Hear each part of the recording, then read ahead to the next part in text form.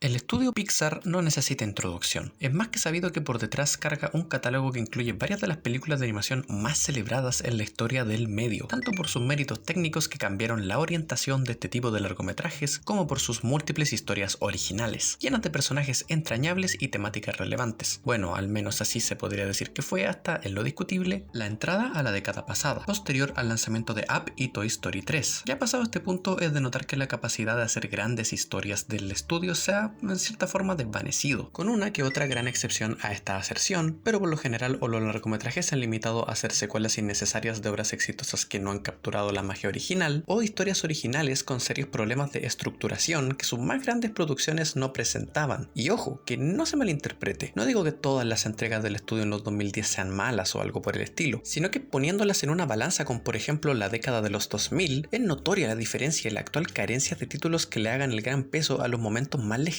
del estudio. Esto nos trae al pasado 2020, que vio la salida no solo de una, sino que de dos películas del estudio. Primero y temprano en el año nos llegó Onward, o Unidos como se le tradujo, que muchos anticipaban como una posible gran entrada para el catálogo de la casa de animaciones. Y si bien es una experiencia sólida que se esmera en presentar un mundo nuevo e interesante, se sumaba a la lista de historias que sirven como argumento ante estos serios problemas en cuanto a la presentación del argumento. Aparte que desaprovechaba varios de sus conceptos planteados o de los que daba ciertos atisbos, pero compensando todo esto en gran medida con un muy querible dúo protagónico, el que acarrea la historia sin problemas con una química muy natural. Si me preguntan, este es un muy marcado 6 de 10, una con hermosos temas centrados en el amor propio y fraternal, pero que como un todo podría haber sido mucho mejor. Con esto en contexto es que nos saltamos a la Navidad, casi finalizando el funesto año, donde nos llegó la otra propuesta del estudio y que nos trae a hablar el día de hoy, Soul, para la que los estudios lucharon de forma implacable para que viera la luz en salas de cine, pero al final se tuvieron que conformar con las plataformas de streaming, y que ya muchas opiniones y análisis han salido al respecto que sin duda son mucho mejores de los que podría ofrecer yo aquí en este canal, pero aún así no quise quedarme sin expresar alguna opinión al respecto, pues es una película que definitivamente vale mucho la pena comentar. Pero bueno, aún a pesar de que se entiende que mi percepción de lo más reciente del estudio no era quizá la mejor, fui con especial interés a ver el filme conociendo algo de su trasfondo, en especial anticipando que ciertos elementos musicales serían bien prominentes. Como ya se sabe, la historia sigue a un profesor escolar de música, Joe, quien no se siente por completo satisfecho con su vida ya que sueña con tener éxito como pianista de jazz, y justo cuando se le presenta la oportunidad de su vida tiene un accidente bastante tonto y muere, quedando su alma en el limbo, buscando la forma de regresar a su cuerpo para completar este sueño, pero embarcándose a su vez en un interesante viaje de autodescubrimiento donde aprenderá diversas lecciones de la vida. Vale comenzar todo esto aclarando que si no la han visto, aun cuando es probable que ya se lo esperen, esta no es una película de música, aun cuando esta juega un rol fundamental en la experiencia. Y es que por eso mismo, para sacarse de encima lo obvio de comentar los aspectos técnicos, hay que resaltar en primer lugar todo el trabajo musical, tanto en lo que respecta a todo ese jazz visto en pantalla bajo el mando de Jon Batiste, así como todo el score más orientado a lo electrónico, con harto drone y crescendos hermosos manejados por el ya icónico dúo de Trent Reznor y Atticus Ross, que suman otro gran trabajo a su catálogo musical cinematográfico. Estos últimos aportan una potencia emotiva muy efectiva, que quizás aportan ciertos elementos de melodrama, pero jamás en un sentido peyorativo, pues no se sienten forzados ni manipuladores. Por el contrario, solo logran fortalecer visuales que por sí solas ya son muy potentes, en especial las ligadas al más allá, y ayudan a generar una primera impresión de dicho lugar mucho más impactante de la que sería sin su trabajo musical. El jazz, eso sí, es protagonista de algunas de las secuencias más exquisitas a nivel tanto sonoro como visual, y es que ya empezaba a rascar la superficie de este aspecto, pero ya de lleno hay que resaltar el trabajo de animación, que para hacerla corta es asombroso, tanto a nivel de fluidez y movimiento como de diseño, todo sumándose para contarnos y mostrarnos diversas cosas sin decir ninguna sola palabra de forma sutil. En primer lugar, en cuanto a la fluidez, por ejemplo, volvemos a las secuencias musicales. Llegaba en estos momentos a olvidar que yo estaba viendo una película animada, y lo destaco en especial como baterista personalmente, pues suelo distraerme al ver cuando animan el instrumento y noto ciertas imprecisiones. Claro, esto es obvio algo que no influye por completo en la calidad de la obra en sí, pero ponerte a ver una cinta de este tipo y notar este tipo de detallismo tan preciso es algo que se aprecia de verdad que muchísimo. Es casi como observar una película de Damien Chazelle, pero animada, y muy en lo probable esto ya sea consecuencia misma de su huella ya impactando en el cine en general. En cuanto a las visuales, también estas son de verdad espectaculares. Como mencionaba en cuanto a la primera impresión del otro mundo, es una secuencia bastante particular, a veces resultan hasta psicodélicas las imágenes, y todo lo cercano a ese lugar del portal donde van las almas te transmite esa sensación de estar en un plano más allá del entendimiento humano. Ahora lo más importante debe ser ser el recalcar cómo lo visual se suma a las temáticas de la obra, pero para ello creo que es menester adentrarse al núcleo temático, que es de lo que más ha estado dando que hablar la cinta con justas razones, pero aquí me adentraré en un potencial terreno de spoilers, por lo que si quieres evitar cualquier tipo de detalle mayor a lo que ya he dicho, dejaré en pantalla el minuto al que pueden saltarse en caso de querer evitarlos. Ya quedaron con advertencia. 3, 2,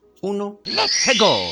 Entonces, como ustedes que ya la vieron sabrán, esta se adentra en la búsqueda de Joe por lograr completar su sueño, pero también se suma a la aventura el personaje de 22, quien es un alma que conoce en el llamado El Gran Antes, lugar que habitan las almas en su estado previo a nacer y adquirir un cuerpo humano, donde se les enseña acerca del planeta Tierra y acerca de las particularidades de la humanidad. Con esto deberán encontrar una llamada chispa, que vendría a ser una cierta actividad que le llame la atención, para poder por fin nacer, pero 22 por incontables años no ha hallado una, pues no le genera interés la vida humana. Es así como Joe aguarda con 22 que si él logra hacerle encontrar una chispa, deberá darle a cambio lo que vendría a ser su boleto de entrada al planeta Tierra, para así él volver a su cuerpo. Pero como es de esperar, la situación se enreda y terminan ambos en el planeta, pero en cuerpos equivocados. Así es como al fin empiezan a explorarse los temas centrales sobre nuestro propósito en la vida, pero también mucho interés es el de apegarse y obsesionarse con un propósito de manera tal que nos encerramos en nosotros mismos, olvidando lo que es esencial en la vida, disfrutar cada minuto, en que lo importante no es un propósito rimbombante o ambicioso, incluso el tener un propósito en sí, sino que disfrutar de cada detalle de la vida misma, del camino, no de la meta. Algo ya bien repetido, pero no por eso para mí menos importante, puesto que la vida es una sola, y lo ideal es que cuando lleguemos a nuestro lecho de muerte no nos arrepintamos de todo lo que hemos vivido, o desear que hayamos vivido una vida diferente. Son tópicos bastante existencialistas y atrevidos para este tipo de filme, que obvio no es la primera cinta animada en lanzarse a tratar temáticas más adultas, y en muchos lugares este hecho se pasa un poco por alto y toman como que esta fuera un caso único, pero debo decir que es aún así muy meritorio para un estudio más asociado a un público infantil, entre comillas, que hagan algo así. De todas formas, debe clarificarse que no es suficiente con abordar temáticas adultas en una película. Inside Out o Intensamente también fue muy aplaudida en su momento por su manejo de tópicos densos como la depresión, también pertinente en Soul, pero aunque esto sea algo a destacar, no me pareció esa una obra buena como un todo, sino que desordenada en su construcción, presentación y en cómo intentaron conectar cada uno de los temas y sus situaciones mostradas, pero no quiero desviarme con un análisis a dicha película, sino que ejemplificar que tratar un tema profundo no es suficiente para que tu película sea buena, el mensaje no lo es todo. Pero en todo caso, ya lo que voy es que, a diferencia de la mencionada, Soul no solo se conforma con abordar temáticas complejas, sino que la entrega de las mismas está mucho mejor elaborada, aun con ciertos detallitos en los que ya profundizaré, pero como un todo, la película te hace sentir esas ganas de querer salir por la puerta y apreciar cada detalle, cuando quizá a los 5 minutos estas ganas se te pasen, pero eso ya no es problema del filme, quizá la solución sea verla en un bucle, pero aún así, su efectividad para pegar este sentimiento se debe a que la cinta hace de su centro completo a sus dos personajes, sus interacciones, la evolución de cada uno y cómo van aprendiendo de forma mutua y hermosa. Por su parte, Joe en darse cuenta de cómo ha estado mirando en la dirección equivocada, y 22 sobre comprender la belleza misma de vivir. Para su persona es un proceso en su superficie y en la teoría algo que parece totalmente banal y aburrido. Son temas transversales que a la gran mayoría le resonarán y hará reflexionar sobre su rumbo actual en sus vidas, o al menos ese fue mi caso personal, y me resonaron temas tratados en los arcos de ambos personajes, con quienes es fácil empatizar aun cuando puedan presentar ciertos rasgos negativos, pero es parte de la esencia humana y en que aun cuando ciertas decisiones son más que cuestionables y hasta irritantes, son por completo comprensibles en su psicología, teniendo como mayor ejemplo el egoísmo de Joe, quizá el villano central de la película y ni siquiera es un ente concreto, sino que es más parecido a un ente abstracto o un concepto, lo que hace de su lucha interna algo que convierte su evolución en algo aún más satisfactorio. Todo esto me recuerda a lo que me trajo a este punto en primer lugar, y es la representación visual de muchos de sus temas. Uno notable es el contraste del más allá con el mundo humano, el primero siendo muy minimalista pero hermoso y colorido, en lo práctico un paraíso, mientras el segundo está de forma constante saturado con detalles y acciones en pantalla, con cúmulos de personas transitando y peligros para los despistados, como Joe al comienzo de la película, pero a la vez apagado y con peatones desconectados, inmersos en la rutina, como se da tanto en nuestra vida. Y es increíble notar cómo la iluminación es también un factor tan clave para transmitir estos sentimientos dentro de cada escenario. Es sin duda un factor que solidifica aún más las temáticas y aporta enormes puntos, aun cuando a nivel superficial no te des cuenta de ello. Creo que a fin de cuentas lo único que yo de verdad podría resaltar como un elemento que juega de verdad en contra y que me evitó el considerarla aún mejor fue cierto elemento que las cintas de Pixar en la actualidad han estado presentando, y es que si bien tienen temáticas fijas, así como certeza de qué es lo que quieren que ocurra en el hilo argumental para hacer llegar dichos temas, por ejemplo, querer ir del punto A a B y de B a C, estos no están unidos de forma por completo natural, sino que de una forma que resulta hasta improvisada, y esto genera que ciertos acontecimientos se sientan torpes, más no arruinando la película en este caso, pero son detalles a tener en cuenta. Y no incluyo aquí ciertos errores de continuidad, como el chiste del gato cuya alma se pierde y después vuelve como si nada, ni otros detalles menores que sí son una nimiedad y creo sería exagerado bajarle puntos a la cinta por ello, como lo descuidados y liberales que son los Jerrys. Me ejemplifico. Digamos que en el guión se tiene claro que Joe debe hablar con el peluquero y tener una profunda conversación sobre cómo la naturaleza de tu profesión y meta de vida son irrelevantes mientras lo disfrutes. Perfecto. El problema es que para llegar a eso debemos pasar por un montaje innecesario de Joe en un cuerpo de gato cortándole el pelo a 22 en su cuerpo, que sí está hecho con un fin humorístico,